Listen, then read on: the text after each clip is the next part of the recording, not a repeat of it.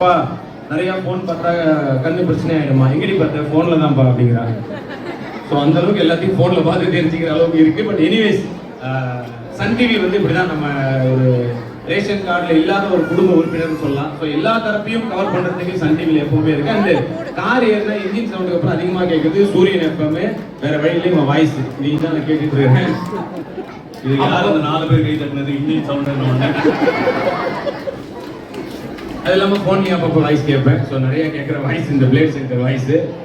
So அதான் நீங்கள் வந்திருக்க எல்லாருமே வந்து இந்த ஏஜ்லேயே வந்து ஒரு டேலண்ட் இருக்கிறது ரொம்ப பெரிய விஷயம். ஏன்னா நான்லாம் அஃப்கோர்ஸ் இந்த ஏஜ்லலாம் வந்து எனக்கு வந்து இந்த முன்னாடிங்கிற பொண்ணு ஜடையை பிடிச்சி இழுத்துட்டேன், பென்சில் திருட்டேன், இப்படி தான் கம்ப்ளைண்ட் தான் வந்துட்டு இருக்கோம். பட் ஆனால் இவங்கெல்லாம் இந்த ஏஜ்லேயே வந்து அந்த பென்சிலை வச்சு அழகாக வரைஞ்சி ஏதோ ஒரு டேலண்ட் இதன் மூலமாக வெளிப்படுத்துகிறாங்க. இவங்களை நல்லா என்கரேஜ் பண்ணுங்க. ஏன்னா இவங்க இந்த டைம்ல இருந்து நீங்க என்கரேஜ் பண்ண ஆரம்பிச்சீங்கன்னா கண்டிப்பா ஃபியூச்சர்ல மிக மிக பெரிய ஆட்களா வந்து நிற்பாங்க. அவர்களுக்கும் ஒரு சில நல்ல விஷயங்கள் சொல்றேன். தயவு செய்து அவங்க முன்னாடி வந்து நிறைய பொய் சொல்லாதீங்க. அவன் சின்ன பொய்யா தான் இருக்கும், கிளம்பிட்டேன் ஆந்தவே வந்துகிட்டு இருக்கேன், இதோ இதை தாண்டிட்டேன் அப்படின்னு சொல்லாதீங்க. ஏன்னா குழந்தைங்களுக்கு தெரியும் வந்து வீட்டில் இருந்துட்டே பொய் சொல்றாங்க. ஸோ அவங்களுக்கு அந்த தப்பான பழக்கத்தை அவங்க பழக வாய்ப்பு இருக்கு. ஸோ அந்த விஷயத்துல நீங்க கொஞ்சம் ஃபாலோ பண்ணுங்க.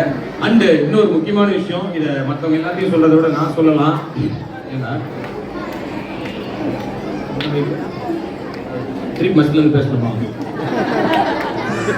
படிக்கும்போது அவங்க கிட்ட யாரும் ஜாதி மதம் இதை பத்தி சொல்லி வளர்க்காதீங்க. ஏன்னா அவங்களுக்கு தெரியாது, அவங்க எல்லாரும் ஒன்னா தான் இருப்பாங்க. சூரியன் எஃப்எம் உங்களுக்கு மிகப்பெரிய வாழ்த்துக்கள். ஏன்னா ஒரு நல்ல விஷயத்தை முன்னெடுத்து பண்றீங்க. அது எனக்கு ஒரு பர்சனலா சொல்லணும்னு நினைச்ச ஒண்ணு.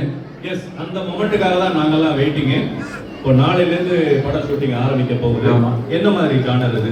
இல்லை, நாளைக்கு ஏதாவது ஒரு படம் ஷூட்டிங் ஸ்டார்ட் பண்ண போகிறோம்.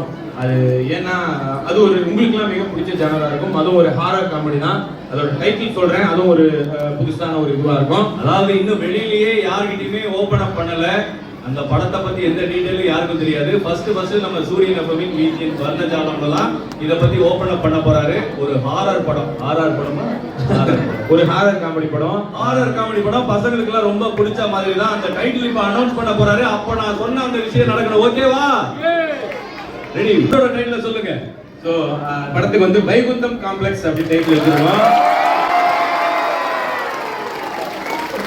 ஸோ அப்கோர்ஸ் ஒரு அப்பார்ட்மெண்ட்ல இருக்க பேய் தான். பட் என்ன இதில் நாங்கள் நல்ல விஷயமா பண்றோம்னா, இது வந்து ஒரு இரட்டை அர்த்த வசனங்களோ அந்த மாதிரி இல்லாம, முடிஞ்ச வரைக்கும் தண்ணி அடிக்கிற தம் அடிக்கிற காட்சிகள்லாம் இல்லாம ஒரு ப்ராப்பரான ஒரு நல்ல ஹாரர் காமெடி.